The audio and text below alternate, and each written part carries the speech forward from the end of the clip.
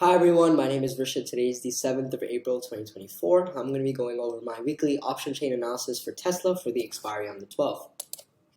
So here we can see that the max Y level is down for both, which is negative. Quantity is a lot higher for CE, which is negative. Quantity change is negative for PE and higher for CE, which is actually even more negative. Short squeeze is a lot higher for CE, which is positive. PCR is below 1, so that's positive. Implied volatility and historical volatility are both lower, which is 2 positives. RSI is lower, which is negative. No divergence, negative.